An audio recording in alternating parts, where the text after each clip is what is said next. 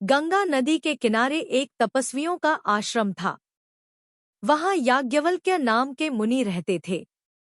मुनिवर एक नदी के किनारे जल लेकर आचमन कर रहे थे कि पानी से भरी हथेली में ऊपर से एक चूहिया गिर गई।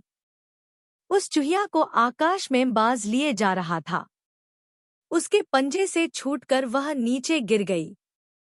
मुनि ने उसे पीपल के पत्ते पर रखा और फिर से गंगाजल में स्नान किया।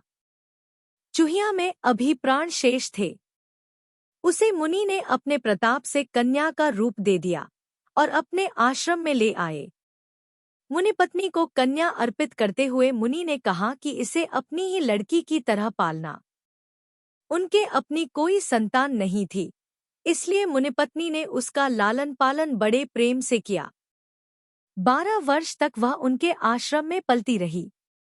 जब वह विवाह योग्य अवस्था की हो गई तो पत्नी ने मुनि से कहा, नाथ, अपनी कन्या अब विवाह योग्य हो गई है, इसके विवाह का प्रबंध कीजिए। मुनि ने कहा, मैं अभी आदित्य को बुलाकर इसे उसके हाथ सौंप देता हूँ।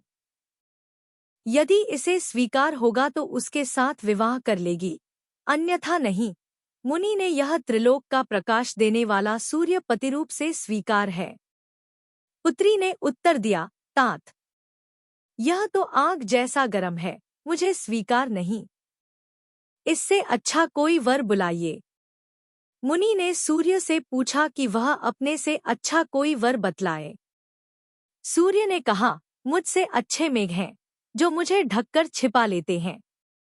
मुनि ने मेघ को बुलाकर पूछा, क्या यह तुझे स्वीकार है? कन्या ने कहा, यह तो बहुत काला है, इससे भी अच्छे किसी वर को बुलाओ। मुनि ने मेघ से भी पूछा कि उससे अच्छा कौन है? मेघ ने कहा, हमसे अच्छी वायु है, जो हमें उड़ाकर दिशा दिशाओं में ले जाती है। मुनि ने वायु को बुलाया और कन्या से स्वीकृति पूछी।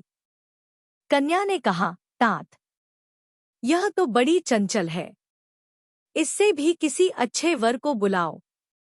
मुनि ने वायु से भी पूछा कि उससे अच्छा कौन है? वायु ने कहा, मुझसे अच्छा पर्वत है, जो बड़ी से बड़ी आंधी में भी स्थिर रहता है। मुनि ने पर्वत को बुलाया तो कन्या ने कहा, तात, यह तो बड़ा कठोर और गंभीर है, इससे अधिक अच्छा कोई वर बुलाओ। मुनि ने पर्वत से कहा कि वह अपने से अच्छा कोई वर सुझाए।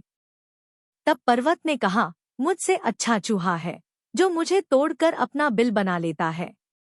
मुनि ने तब चूहे को बुलाया और कन्या से कहा, पुत्री, यह मूषकराज तुझे स्वीकार हो तो इससे विवाह कर ले। मुनिकन्या ने मूषकराज को बड़े ध्यान से देखा। उसके साथ उसे विलक्षण अपनापन अनुभव हो रहा था। प्रथम दृष्टि में ही वह उस पर मुग्ध हो गई और बोली, मुझे मूषिका बनाकर मूषकराज के हाथ सौंप दीजिए। मुनि ने अपने तपोबल से उसे फिर चूहिया बना दिया और चूहे के साथ उसका विवाह कर दिया।